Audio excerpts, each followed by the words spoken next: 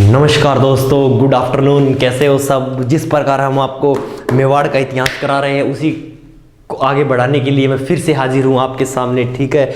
और सुनाओ, सब ठीक होंगे मेरे हिसाब से। तो कमेंट में तो कोई उत्तर वगैरह तो आप देते नहीं हो, कोई फ़ायदा तो है नहीं क्वेश्चन पूछने का। मैंने आपसे वो प्रश्न पूछा था कि विश्व के सबसे ज़्यादा चांदी कहाँ पाई जाती है, उसका उत्तर आज तक नहीं मिला। जब तक कमेंट में उत्तर नहीं मिलेगा तब तक मैं भी उसका उत्तर नहीं बताऊंगा। तो और सुनाओ, सब ठीक होंगे मेरे हिसाब से। तो पर आज आपको एक मोटिवेशनल, इस प्रकार का मोटिवेशन बताऊंगा कि जिसे देखकर आप मतलब आपके खून में एक उबाल आ जाएगा। नाम तो सुना ही होगा, सचिन तेंदुलकर। क्या? सचिन तेंदुलकर, ठीक है। भारतीय क्रिकेटर, सचिन भारतीय क्रिकेटर।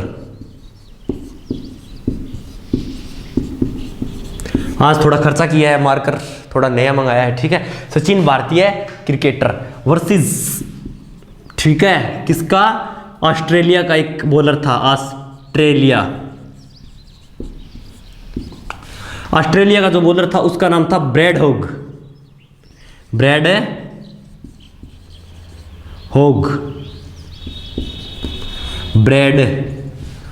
क्या नाम था? Brad Hogg.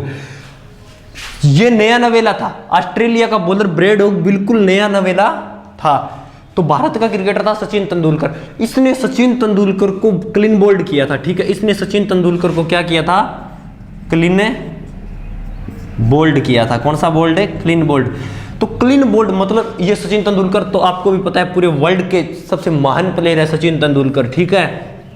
तो इनको एक नए नवेले बॉलर, ऑस्ट्रेलिया के बॉलर ब्रैड हॉग के द्वारा बोल्ड करना बहुत बड़ी बात है। तो सचिन तेंदुलकर को बोल्ड करने के बाद जब पूरा मैच शाम को खत्म हो गया था तो ब्रैड हॉग वो बॉल लेकर, जिस बॉल से सचिन को बोल्ड किया था, वो बॉल लेकर सचिन तेंदुलकर के पास गया था कि सर मुझे इस बॉल के ऊपर आपका ऑटोग्राफ चाहिए। तो सचिन तेंदुलकर ने कहा था कि ऑटोग्राफ तो मैं दे देता हूं, पर यह दिन तेरी जिंदगी में दोबारा कभी नहीं आएगा। कि ब्रैड हॉग ने जिंदगी में ये दिन कि मुझे तू आउट कर सकेगा, ये दिन तेरी जिंदगी में कभी दोबारा नहीं आएगा। ये बात ब्रैड हॉग को कही थी, ठीक है। तो इसके बाद आईपीएल वगैरह सबको मिलाकर, आईपीएल, इंडिया ऑस्ट्रेलिया के मैच, वर्ल्ड कप सबको मिलाकर लगभग 35 से 38 बार दोनों का आमना सामना हुआ, लेकिन सचिन तेंदुलकर को एक भी बार ब्रैड हॉग आउट नहीं कर सका। तो चैलेंज, इसने चैलेंज देने के बाद कोई बाजार में नहीं घुमा होगा, ये कोई बर्गर नहीं खाए होंगे इसने सिर्फ एक ही काम किया, वो थी प्रैक्टिस। क्या? प्रैक्टिस। तो प्रैक्टिस की तभी उस चैलेंज को पूरा किया ब्रैड हॉग वाले को। वरना आपको पता है 35 से 38 बार अगर इनकाउंटर होता है तो एक बार तो आदमी असफल हो ही जाता है। पर सचिन तेंदुलकर नहीं हुए क्योंकि इन्होंने बर्गर व बाजार में नहीं घूमे थे। ये सिर्फ इसने प्रैक्टिस की, इसलिए इन्होंने इस पर जीत पाई थी ब्रैड हॉग पर। और ये दोहा आज तक भी लोगों के मन में है, भी सचिन तेंदुलकर का। तो इसलिए चैलेंज, अपने आप को चैलेंज कर कर लगा दो, जिस चीज में खपा दो, उस चीज में जिस चीज की आप तैयारी कर रहे हो, किसी भी चीज की। इसी प्रकार से जैसे सचिन तेंदुलकर ने किया था। तो ठीक है, हम आगे पढ़ते हैं मेवाड़। क्या? मेवाड़ इंपॉर्टेंट रियासत है अपनी। क्या? मेवाड़। तो मेवाड़ का हम करेंगे राणा कुंभा। कौन सा कुंभा? राणा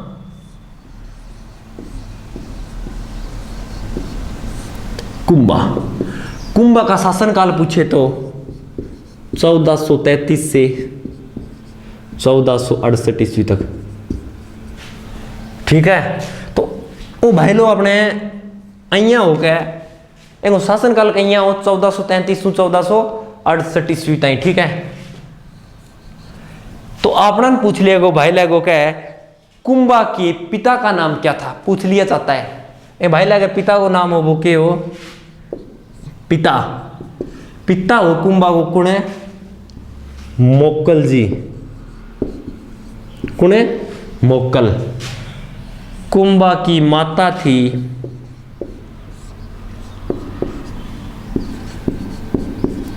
सौभाग्य देवी। किसी देवी? सौभाग्य देवी। क्या की माता ही? कुंभा की। जन्म कुंभा को कद हो रहा है? टाबरो जन्म हो 8 ले गए 8 ताई इतनी ईस्वी में। कद हो 1423 ईस्वी में। केंगो जन्म है? कुंभा को जन्म हो, ठीक है। आप कुंभा शासक बना दियो। माँ को नाम बता दियो, बाप को नाम बता दियो, जन्म बता दियो, तो हर आदमी को एक उपनाम हुआ है। जी हाँ, कलियो है, धुलियो है, पिलियो है, रेडो है, इस प्रकार के उपनाम होते हैं। उसी प्रकार कुंभा के कई उपनाम या उपाधियां थी। तो उपाधियां, कुंभा की सर्वाधिक उपाधियों वाला शासक था। कुंभा क्या था? सर्वाधिक उपाधियों वाला शासक है। कौन था बच्चों? कुंभा था। पहली उपाधि हाल गुरु, दूसरी छाप गुरु, तीसरी दान गुरु। पहली हाल गुरु, दूसरी छाप गुरु, तीसरी दान गुरु, चौथी गणपति, पांचवी गजपति, छठी अशोपति, सातवीं अभिनव भट्टाचारी,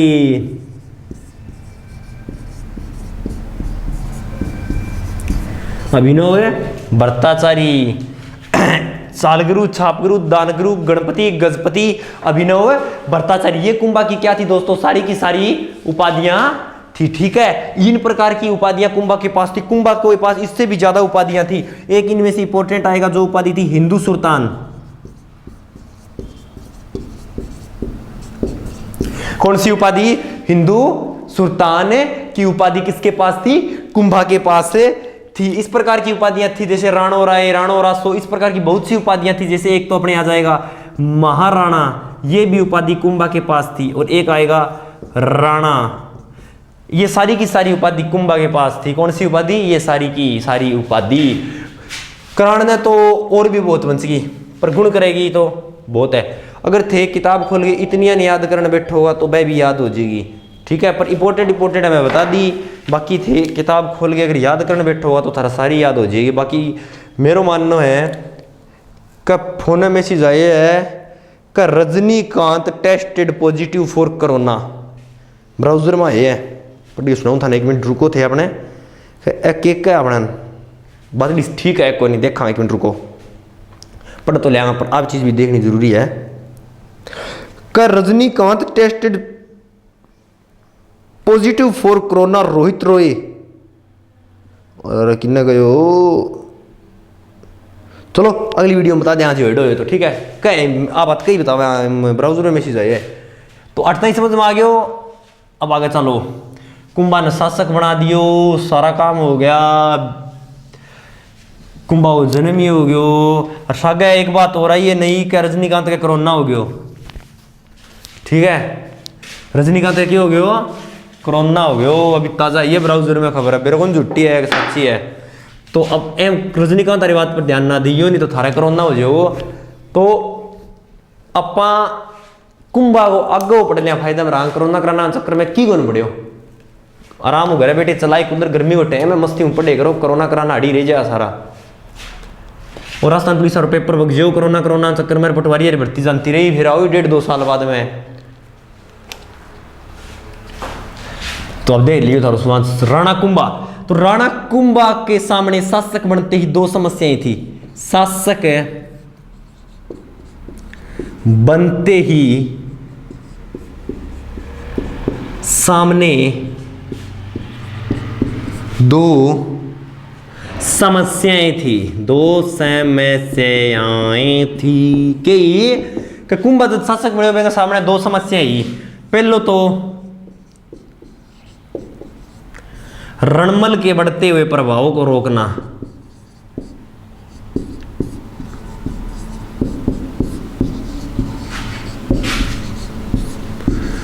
प्रभावों को रोकना। दूसरी बात ली आई कि अपने पिता के हत्यारे चाचा मेरा व महपा पवार से बदला लेना। दो समस्याएं हाँ भाई साहब के सामने ही, कुंभा जी के सामने, दोनों आ गई समझ में। तो पहला कौन सी करा बताओ, क्या मेरी मर्जी हूँ करूँ? तो मैं मेरी मर्जी हूँ मेरा मैं कर लियो अपने पिता के हत्यारों चाचा में मेरा महबूब पवार का बदला लेना। इसको करते हैं हम पहली समस्या को।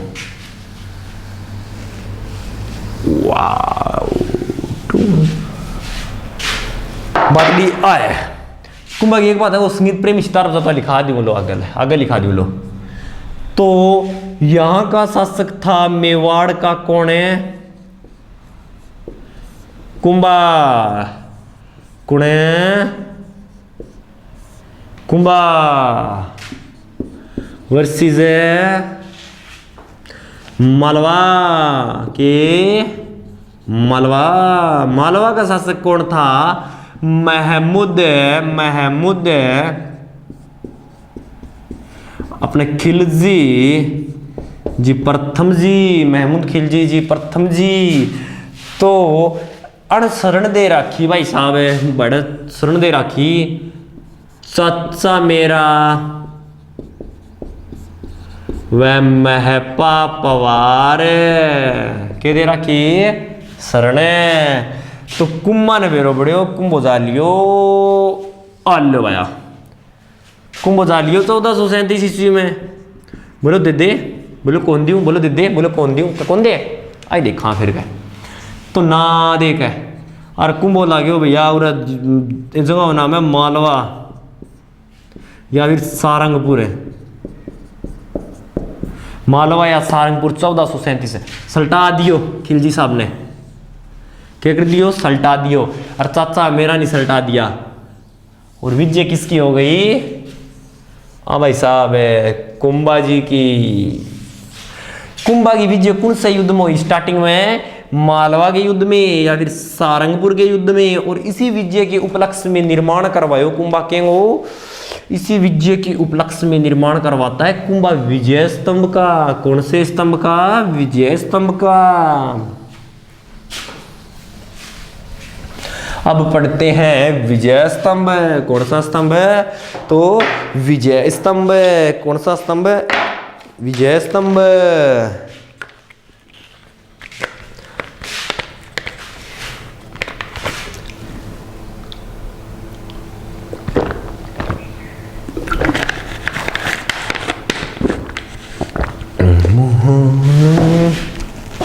विजय स्तंभ तो ओ खोल लियो अपना विजय स्तंभ, गेट खोल लियो विजय स्तंभ को और घुस जाओ विजय स्तंभ का वहां और देख लिया क्या माल पानी पड़े है। विजय स्तंभ पहला तो आप बढ़ता ही पूछो रहा है बनवायो कौन हो, कहीं निर्माण कौन करायो हो? तो अपना बड़ा भाईला खड़े भाईला बोले तो निर्माण राणा कुंभा करायो। आप भाईला ने बोले भाईला कद करायो? कब हुआ भाईला बताओ रहे कद करायो? तो भाईला बोलिया 1440 से लेकर 1448 में करायो। यार वो तो बहुत पुराना है, गजब खराब गुनी है उस टाइम, बहुत बढ़िया बढ़िया मतलब देखने लायक देखे मेरे तो यार 1440 और 1448 के बीच में करायो। फिर आप बेंगी मंजिल गिनने लग गया, क्या मंजिल हो रहा है? वो तो 9 मंजिल हो रहा है। और फिर एक भाई लोग खड़े हो यार, भाईला क्या फुट गो है? तो 120 फीट गो है ऊंचाई, 120 फीट क्या है ऊंचाई। एक भाई लोग भी अरे भाईला आधार कितना है? तो आधार है 30 फीट है। कितो फीट है? 30 फीट। अरे भैया है कि वो तो विजय स्तंभ है गए कर और भी नाम उजाना गिरा है, उपनाम है विष्णु ध्वज। विष्णु ध्वज अच्छा, और के नाम है ना? एक तो विष्णु ध्वज भारतीय मूर्ति कला विश्वकोश, भारतीय मूर्ति कला का विश्वकोश है। किसो कोश है? विश्वकोश है। कोश का अर्थ होता है खजाना रखने की जगह या खजाना, तो इसमें भारतीय मूर्ति कला को खजाना मतलब ठीक है। भारतीय मूर्ति कला का विश्वकोश है, मूर्तियों का अजायब घर है, मूर्तियों का किसो घर ए जायब घर का भाई इन्हें मूर्ति कला को विश्व कोश क्या में कहे तो भाई बोले आजा दिखाऊं तो देखने गया तो गिनती मारी 3 करोड़ से अधिक मूर्तियां हैं इसमें भगवान विष्णु की 3 करोड़ से अधिक मूर्तियां हैं भगवान विष्णु की। तो जिको भाई जी देखने गए डो बेंगी देखेड़ी डाक टिकट के देखेड़ी डाक टिकट है तो वो बोलियो यार एक मैं डाक टिकट खरीदी एक दिन ने स्पीड पोस्ट करे जदे तो बेंगो ऊपर भी इसी फोटो लागेड़ी तो बोले आई है क्या विजय स्तंभ की फोटो है तो विजय स्तंभ की फोटो डाक 1 रुपये के डाक टिकट पर है 1 रुपये के डाक टिकट पर 1 रुपये के डाक टिकट पर है। तो पर्सन आएगा आपसे पर्सन पूछेगा कि राजस्थान का सर्वप्रथम डाक टिकट कहां जारी किया गया तो विजय स्तंभ के ऊपर राजस्थान का 1 रुपये का डाक टिकट जारी किया गया। ठीक है और समर्पित किसको है ये पूछ ले कि ये किसको समर्पित है तो समर्पित है। अब आप पूछो बोला कि क्यों बनाया है भगवान विष्णु के लिए भगवान विष्णु की सारों ज्यादा मूर्तियां हैं भगवान विष्णु को ही समर्पित हो गया भगवान विष्णु को समर्पित है। ठीक है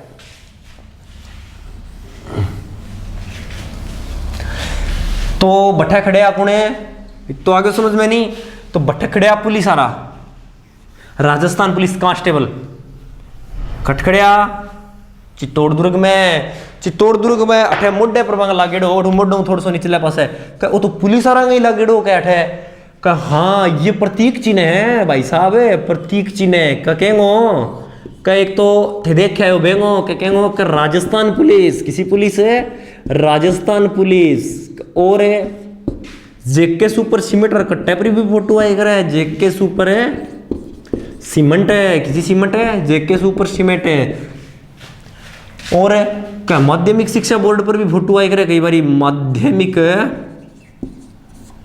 शिक्षा बोर्ड है इनका ये प्रतीक चिन्ह है क्या विजय स्तंभ है कौन सा स्तंभ है विजय स्तंभ किनका प्रतीक चिन्ह है माध्यमिक शिक्षा बोर्ड अजमेर राजस्थान पुलिस जेके सुपर सीमेंट इनका क्या है प्रतीक चिन्ह है कौन है विजय स्तंभ। ठीक है यहां तक आ गया समझ में आधार बता दिया और सीढ़ियां पूछे तो इसकी सीढ़ियां पूछ ले तो सीढ़ियां 157 कितनी सीढ़ियां हैं इसके अंदर विजय स्तंभ के अंदर दोस्तों तो विजय स्तंभ के अंदर जो सीढ़ियां हैं वो 157 सीढ़ियां है। और अपने क्या है कर्नल जेम्स टोड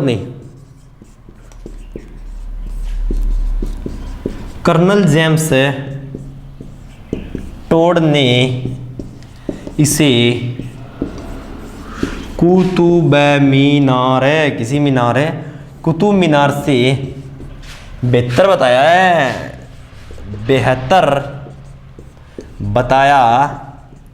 है कुतुब मीनार से बेहतर विजय स्तंभ को किसने बताया है कर्नल जेम्स टोड ने और फर्ग्यूसन ने इसकी तुलना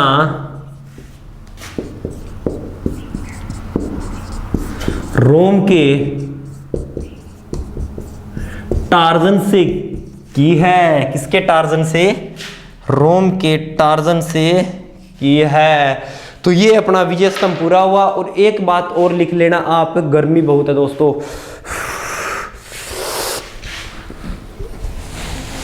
ठीक है तो एक इसके अंदर और लिख लेना आप विजय स्तंभ के ऊपर अंदर है ये लिखो एक कॉपी के अंदर शायद सर ने आपको नोट्स तो नहीं दिए होंगे आज मैं उनको जाता जाऊंगा घर पे तब बोल के जाऊंगा कि आप बच्चों को मेवाड़ और चौहान इनके नोट्स जल्दी से जल्दी उपलब्ध करवाइए। और मेवाड़ के एमसीक्यू बहुत ज़्यादा है इसलिए आपको थोड़े थोड़े अब करवाने शुरू कर दिए जाएंगे। लगभग मेवाड़ के एमसीक्यू मेरे हिसाब से मैंने पढ़े थे लगभग 300-350 एमसीक्यू है ठीक है तो 350 है तो एक दिन में अगर हो गए तो आपके समझ में भी नहीं आएंगे। और आराम आराम से मैं सर को बोल के जाऊंगा कि ये सारे के सारे एमसीक्यू आपको आराम आराम से करवा दे ठीक है थोड़े थोड़े दिनों में जिस प्रकार अपना मेवाड़ चलेगा उसी प्रकार से आपको एमसीक्यू करवा दे। तो वो एक बात बता रहा था मैं कि इसके अंदर एक बात रह गई थी वो है कि इसकी 8वीं मंजिल पर कोई मूर्ति नहीं है।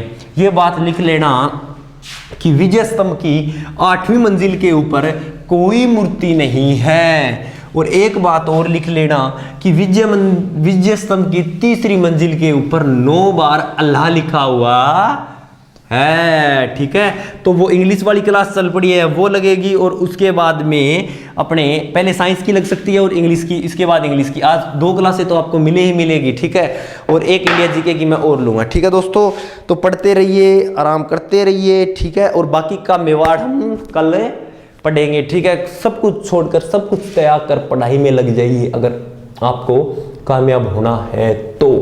ये 2 राजस्थान पुलिस वालों के लिए सिर्फ लगभग 50 दिन है, 2 महीने नहीं, लगभग 50-55 दिन है। उन 50-55 दिनों में वो कर गुजरिए जो आपने कभी नहीं किया हो।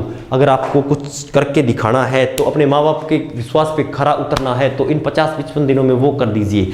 ठीक है, तो तैयारी करते रहिए। कल आपको MCQ उपलब्ध करवा दिए जाएंगे, नोट्स उपलब्ध करवा दिए जाएंगे।